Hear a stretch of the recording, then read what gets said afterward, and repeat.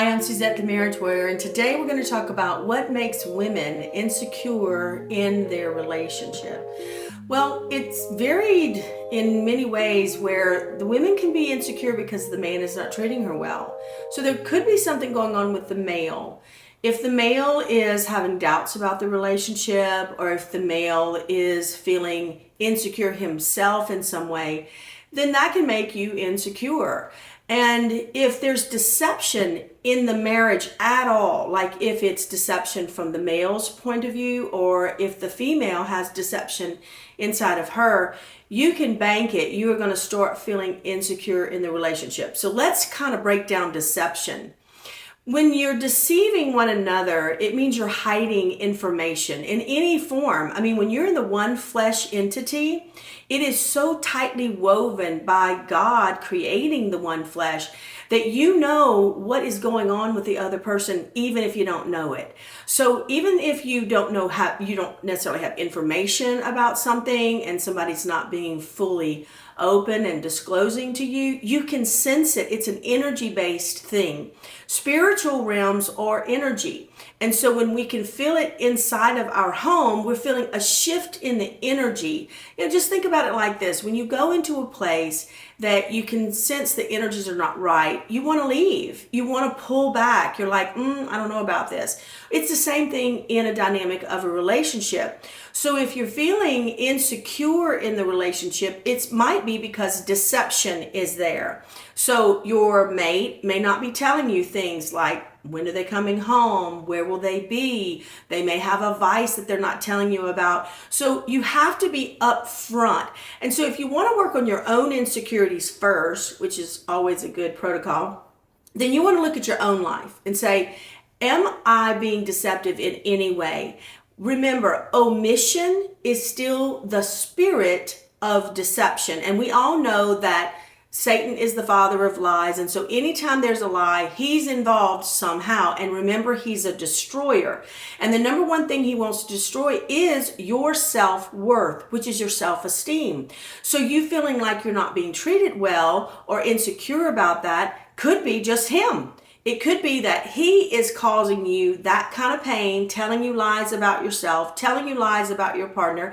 And if there's any room in the relationship that it's not fully disclosure, the basic roots that y'all function from, that you're open with one another, then he's going to get in through the sin of omission.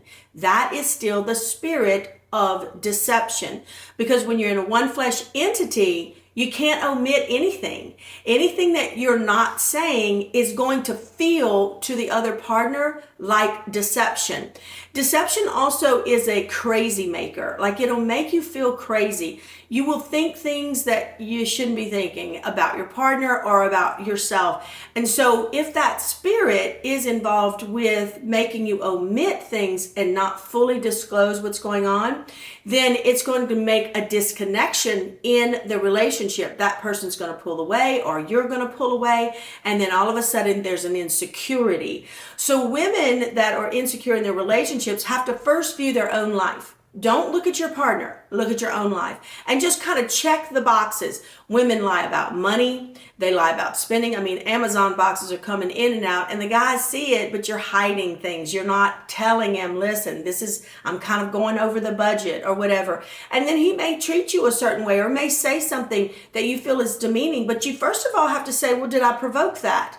Now, if he's really harsh with you and doesn't say anything in a loving way, then he may have a problem with anger or aggression, but you can't all of a sudden blame the male. You have to look at yourself as well. He may have a problem, but you first of all have to check off the boxes within your own self.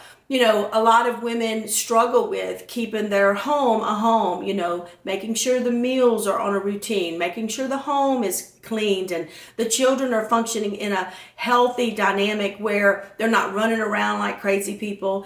And so when the male comes home, he's going to have something to say about that, or he's going to feel that the energy of peace is not there. And he may say something. If he doesn't say it verbally, he may omit saying it to you because he doesn't want to hurt your feelings, and you've been spinning plates all day long. But you have to look at yourself and say, do I have an order in my own life? If you chose to stay at home with your children, I've been there. I stayed at home with my children for 10 years. I know how the laundry calls your name. I know how the dishes are always piling up. I know how chaotic it is to have an infant. I've been there, girls. I know what this feels like.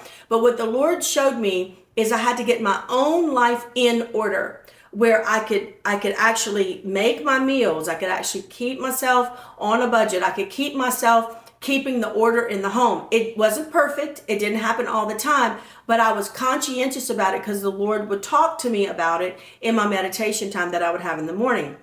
So I'm not asking you to be perfect at it, and I'm asking you to look at yourself first, but then be able to have the conversation with him and say, are you feeling certain things, and see if he will come into a vulnerable conversation with you so that omission of any kind of disorder is not covered. If you like my content, you like what I'm talking to you about, just click the subscribe button below.